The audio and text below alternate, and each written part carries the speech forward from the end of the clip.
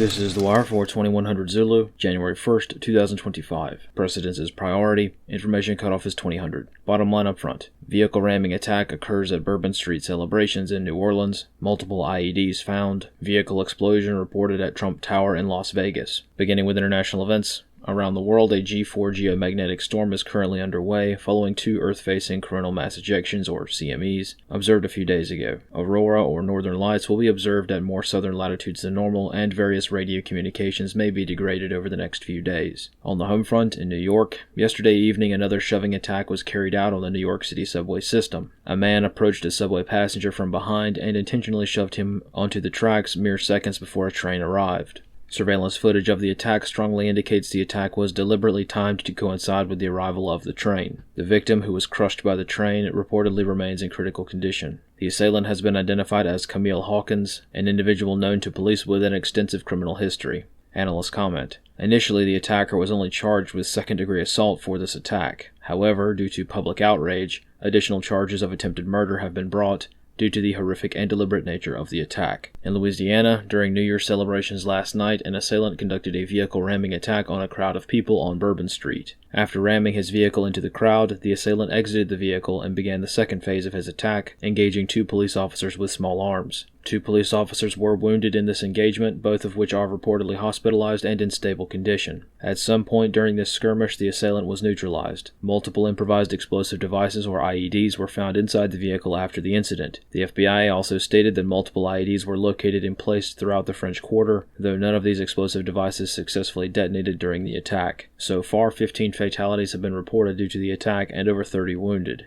This morning, the attacker was identified as Shamsuddin Jabbar, an American citizen and Army veteran who lived in Texas. After the attack, a residential fire was reported on Mandeville Street in an Airbnb residence that was allegedly linked in some way to the attacker. Analysts comment. Also of note, it is not entirely certain that this individual acted alone. Rumors have begun to mount, suggesting that several other suspects are currently being investigated for their alleged involvement. As a result, it is possible that this incident has not yet reached a conclusion. After all, if a terrorist is going to take the time to plant multiple IEDs throughout an area, there could be more explosive devices that have not been discovered yet. This is most sharply demonstrated by the governor of Louisiana declaring a state of emergency after the attack. This declaration, and the subsequent deployment of military police, per statements from Governor Landry's office, is unusual following allegedly isolated attacks, and likely would not happen if the threat of follow-on attacks wasn't present. This afternoon, multiple media outlets claimed that local authorities have information regarding 3 males and 1 female planting the explosives around the city. Though this information remains unconfirmed at this time, citizens nationwide are strongly encouraged to remain vigilant and observant during this time of heightened risk. In Nevada, an incident was reported in the vicinity of Trump Tower in Las Vegas this morning when a vehicle, a Tesla Cybertruck, exploded at the front door of the hotel. The driver of the vehicle was killed in the explosion. Analysts comment. So far, it's too soon to tell if this was an accident or a deliberate act. Several hours after the incident, surveillance footage emerged indicating that a substantial amount of fireworks were being transported in the vehicle. However, this detail alone does not indicate much with any certainty. What could have been an unfortunate accident could just as easily have been a political stunt and/or a rather poorly constructed vehicle-borne improvised explosive device, or VBIED. Due to the placement of the vehicle directly at the front door and thus positioned for maximum effect on soft targets at a known choke point, it would be wise to consider nefarious intent just in case, especially considering the current heightened terrorism risk. Analyst comments for this wire. The attack in New Orleans meets the commonly accepted definition of a complex terror attack. The IEDs found at the scene were likely intended to serve as a secondary attack, detonating after the main attack was over, targeting first responders. This is a classic tactic used by insurgents around the world, and one of the main concerns present for vehicle ramming attacks. As many Good Samaritans rush to the scene to help the wounded, they may be walking into a trap intentionally set for the purposes of maximizing casualties. In this case, the possible IEDs, which were allegedly rigged for remote detonation, did not detonate, nor were they used in the attack.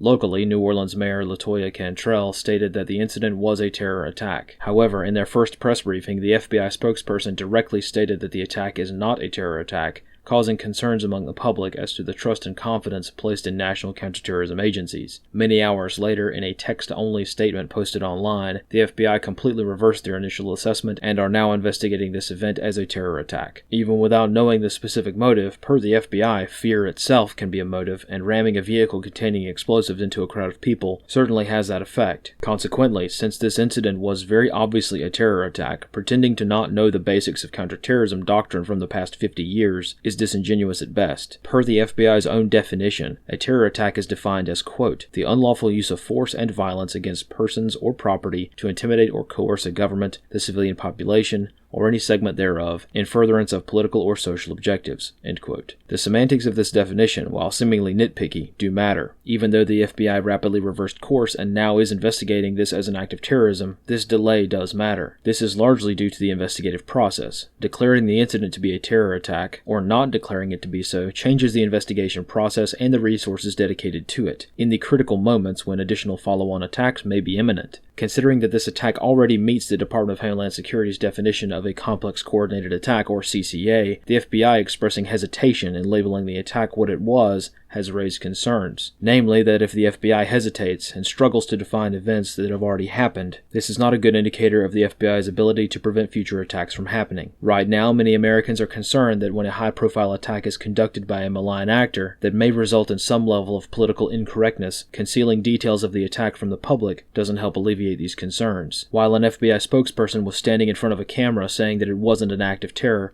multiple IEDs could have detonated around the city, as was intended by the terrorist. Thankfully, in this case, this did not happen, but the FBI directly claiming the attack was not terrorism, and in the same breath mentioning multiple IEDs being found, is very telling. In the world of counterterrorism, speed is key.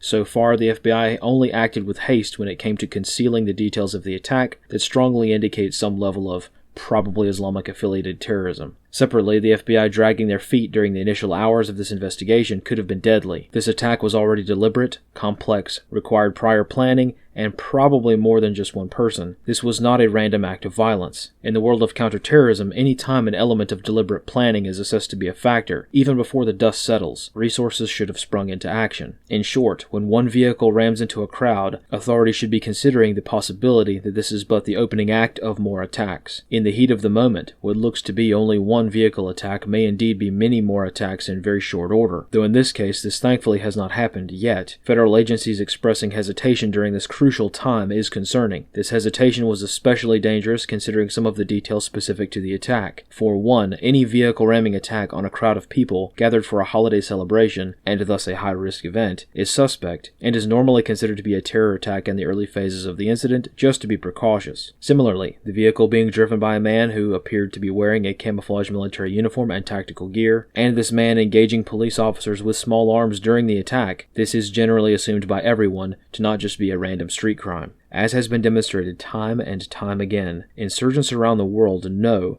that the very first actions of the FBI during a major terror attack will be that of hesitation and a rapid effort to conceal the actions and motive of the terrorist. The FBI's first instinct during a crisis being to cover up details is something that is very likely to be capitalized on by malign actors in the future. This concludes The Wire for 2100 Zulu, January 1st, 2025.